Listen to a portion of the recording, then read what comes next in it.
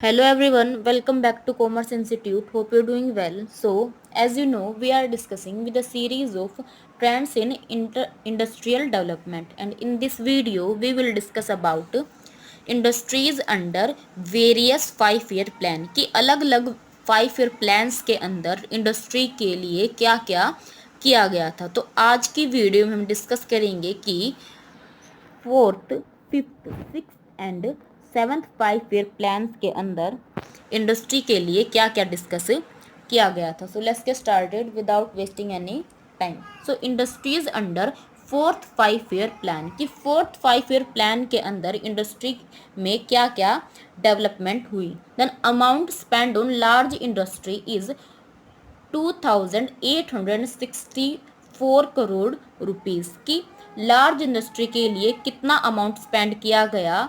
2864 करोड़ रुपए की amount spend की गई। Then amount spend on small industries 243 crore rupees की स्मॉल इंडस्ट्री के लिए कितना बजट बनाया गया आपका 243 करोड़ रुपए एक स्मॉल इंडस्ट्री के लिए बजट बनाया गया। Then 19.7% spend on industry from overall plan कि 5 year प्लान जो कि आपका फोर्थ 5 year प्लान था उसके अंदर जो भी टोटल बजट था उस बजट का कितना परसेंट 19.7% आपका किन के लिए यूज किया गया, इंडस्ट्रीज के लिए यूज किया गया। देन इंडस्ट्रियल ग्रोथ रेट की इस 5 year प्लान के अंदर ईयरली इंडस्ट्रियल ग्रोथ रेट कितनी थी 4.5% थी। Then handcraft product earn 25 crore more than its target sale कि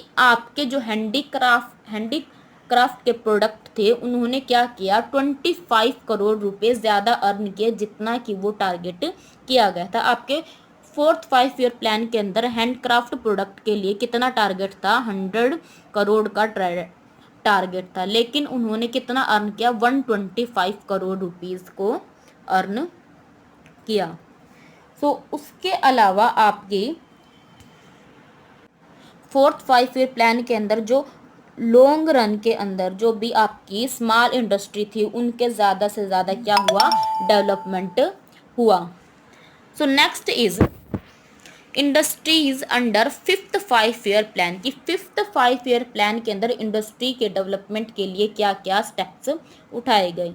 amount spend on large industry is 8,989 crore rupees की लार्ज स्केल इंडस्ट्री के लिए कितनी अमाउंट स्पेंड की गई 8,989 crore rupees and small industry के लिए 592 करोड़ रुपीस स्पेंड किए गए। Then 24.3% spend on industry from overall plan कि जितना भी 5 year प्लान के लिए आपका बजट बनाया गया था उसमें से 24.3% किसके लिए बनाया गया था, इंडस्ट्रीज के लिए बनाया गया था। एंड इस 5 year प्लान के अंदर आपकी जो इंडस्ट्रियल ग्रोथ रेट थी एनुअली वो कितनी थी 5.9% थी।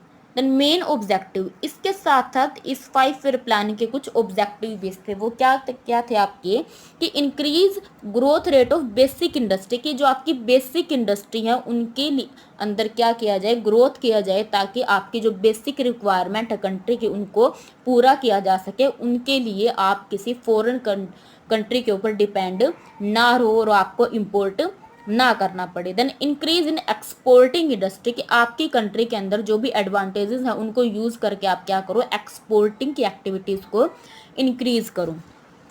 Reduction of production of unnecessary goods की आपकी कंट्री के अंदर जो भी अननेसेसरी गुड्स हैं उनके प्रोडक्शन को क्या क्या करो, आप रिड्यूस करो और आपकी जो बेसिक और जो डिमांडेड कमोडिटी है उनके प्रोडक्शन को इंक्रीज करो। साथ ही साथ आपके जो कंट्री के अंदर स्मॉल और रूरल एरिया के जो इंडस्ट्री थी उनको क्या किया गया, आपको डेवलप किया गया। उनके जो डेवलपमेंट के लिए, ग्रोथ के लिए वेरियस स्टेप उठाए गए और आपकी टेक्नोलॉजी के डेवलपमेंट के लिए काफ़ी स्टेप उठाए गए। आपका जो फिफ्थ 5 year प्लान है वो आपका काफ़ी इम्पोर्टेंट रोल प्ले करता है आपकी इंडस्ट्री की डेवलपमेंट के अंदर।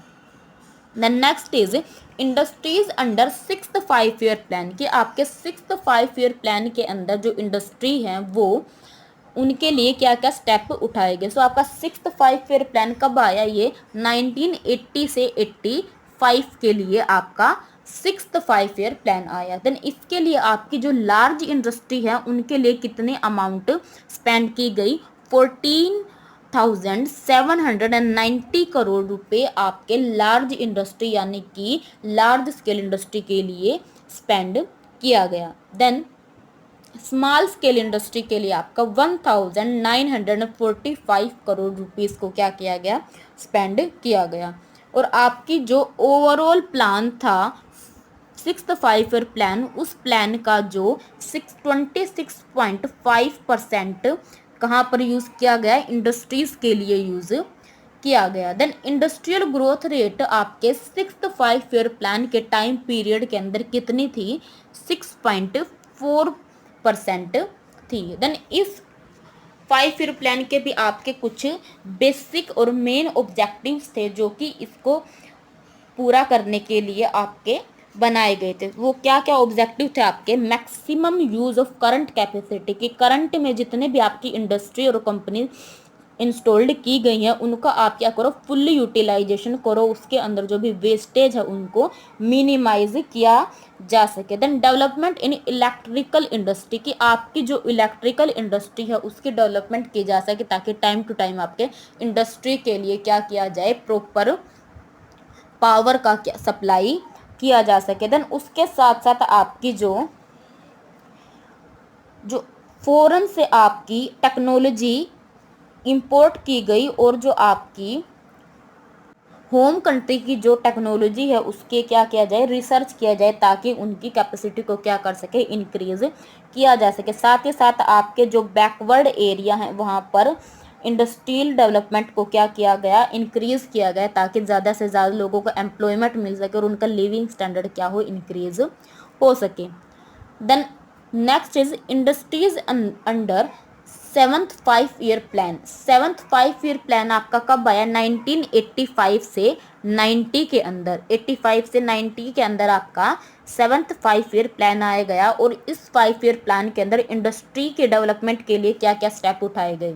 Then amount spend on large industry is 25,971 crore rupees, की लार्ज इंडस्ट्री के लिए कितने अमाउंट स्पेंड की गई आपके, 25,971 crore rupees. And small industry के लिए 3,249 करोड़ रुपीज़ क्या किए गए, स्पेंड किए गए। सो आपका जो ओवरऑल 7th 5 ईयर प्लान था उसके अंदर से आपके जो 23.7% किसके लिए स्पेंड किया गया, इंडस्ट्री के डेवलपमेंट के लिए स्पेंड किया गया। और आपकी इंडस्ट्रियल ग्रोथ रेट क्या थी उस टाइम पीरियड के अंदर, 8.5% थी। देन मेन ऑब्जेक्टिव, कि आपकी जो 7th 5 ईयर प्लान है उसके कुछ मेन ऑब्जेक्टिव भी थे जो कि इसको अलग 5 ईयर प्लान से क्या करते हैं, सेपरेट करते हैं। वो क्या क्या आपके ऑब्जेक्टिव्स थे। First, provide best quality product for consumer in suitable price, कि आपके कम से कम प्राइजेस में कंज्यूमर को ज़्यादा से ज़्यादा क्वालिटी की चीज़ें क्या की जाए, प्रोवाइड की जाए। Then create self independent industrial unit, कि आपकी जो कंट्री के अंदर इंडस्ट्रियल यूनिट है उनको क्या बनाया जाए, इंडिपेंडेंट बनाया जाए। साथ ही साथ आपके जो भी इंडस्ट्री है उनकी डेवलपमेंट की तरफ ध्यान दिया जाए और आपके जो डोमेस्टिक मार्केट है उसका जो हिस्सा आपके एक्सपोर्ट के लिए प्रोडक्शन करता है उसके डेवलपमेंट के लिए, उसके इंक्रीजमेंट के लिए अलग अलग स्टेप्स क्या किए गए, उठाए गए। आपके जो कंट्री है उसकी टेक्नोलॉजी को क्या किया गया, अपग्रेड किया गया, उनकी टेक्नोलॉजी को क्या किया गया, आपका अपडेटेड किया गया ताकि आप ज़्यादा से ज़्यादा प्रोडक्शन कम से कम कॉस्ट में कर सको। तो ये थे आपके various 5 year plan and I hope this topic is clear and thank you for watching the video.